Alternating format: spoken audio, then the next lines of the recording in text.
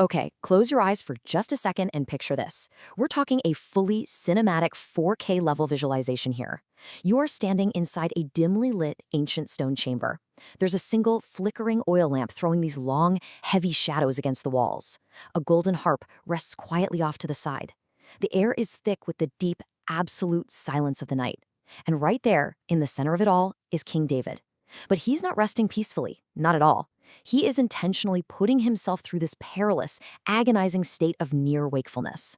Welcome to this explainer of the source material, where today we are going to unpack one of the most profound, hidden cosmic mechanics of the ancient world. So the Zohar, which is this foundational, deeply mystical text, drops this absolutely wild detail.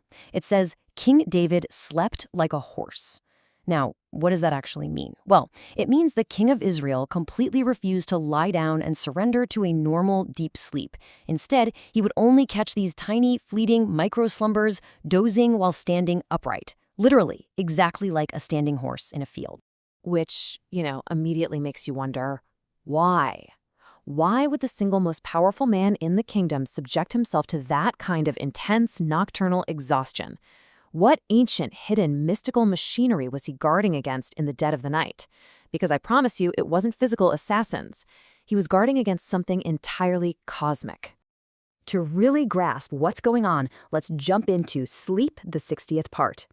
You've got to understand the hidden architecture of the universe, as these ancient mystics saw it. In Kabbalah, the number 60 isn't just a random figure. It is highly, highly specific. The sages teach that a full, deep sleep is exactly 1/60th of death. It's the precise mathematical measure of human mortality briefly stepping into the void.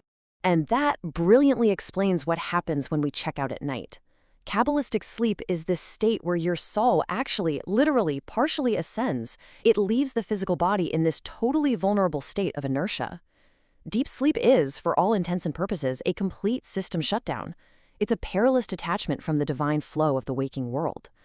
And for a king who was the literal spiritual anchor for his entire people, a complete system shutdown was a massive vulnerability. He simply couldn't afford to go offline.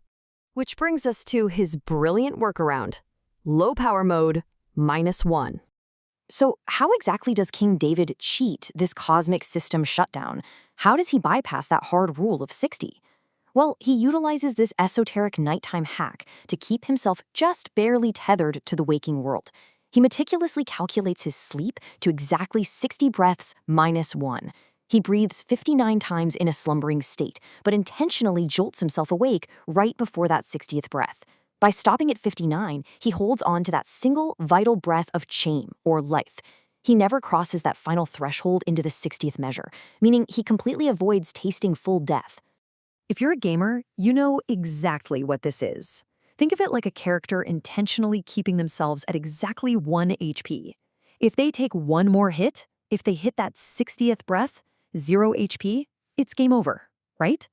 By hovering at 1 HP, David avoids the game over screen of spiritual detachment.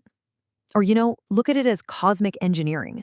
If 60 is a full system shutdown, where the server totally disconnects, 59 breaths is running the system on low-power standby mode. The divine flow is never severed.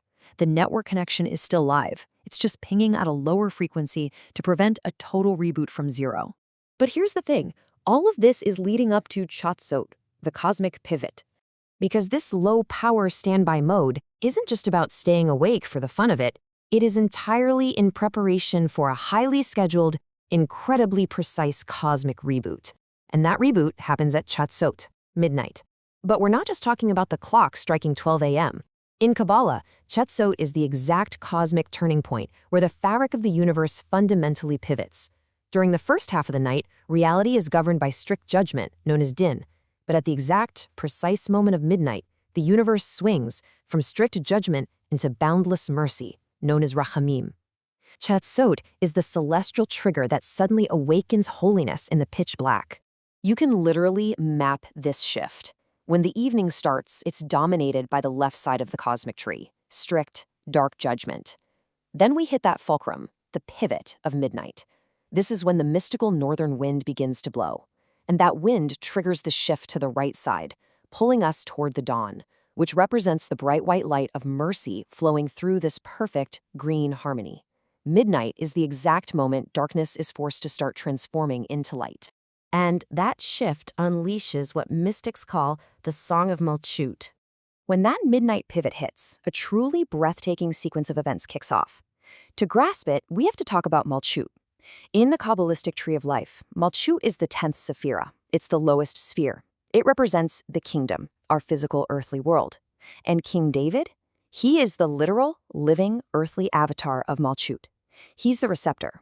But Malchut can't just sit there in the dark. It has to actively rise up to unite with the divine flow above it, specifically uniting with the sphere of Tiferet, which represents harmony and beauty.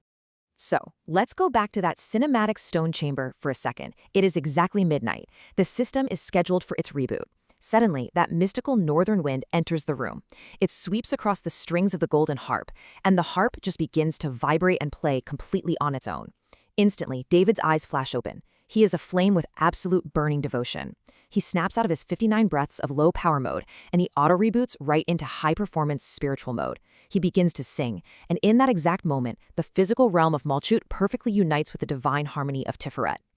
The crucial takeaway here is that by surviving the dark at exactly 1 HP, David triggers this massive cosmic power-up. Those 59 breaths literally unlock music-based spiritual abilities. He takes the dormant, heavy state of Malchut and dynamically shifts it into the radiant white and green light of divine mercy. By singing his psalms, he's actively unifying the 10 sephirot across all 6 directions of reality. The system restores full connectivity, full throughput, and the heavens completely open up with Torah, song, and an eternal resonance that just floods the universe with praise. Okay, so let's bring this home to upgrading your own dimensions. Why does an ancient, esoteric nighttime hack matter to you right now? Look, we obviously aren't living in ancient stone chambers with magical vibrating harps, but this matters because it teaches us the profound absolute power of maintaining our own spiritual standby mode. You have to find your 59 breaths. We live in a world that is constantly trying to lull our awareness into a deep sleep, into a full system shutdown of distraction, apathy, and exhaustion. But we have to stay tethered. We've got to keep that 1 HP of awareness alive. Because if we ensure we never fully disconnect, even in our absolute darkest hours, we are perfectly positioned for our own sudden moments of awakening. So, as we wrap up this deep dive, it leaves us with one massive, vital question. In a modern world designed from the ground up to force your awareness into a heavy, apathetic slumber, what is it going to take for you to wake yourself up at your own 59th breath? Thank you for joining us for this complete journey through the Pardes. We hope these ancient truths help you and your family improve your own dimensions this week. If you enjoyed this full chapter deep dive, please like, subscribe, and share which part of the journey touched your soul in the comments. We'll see you in the next chapter.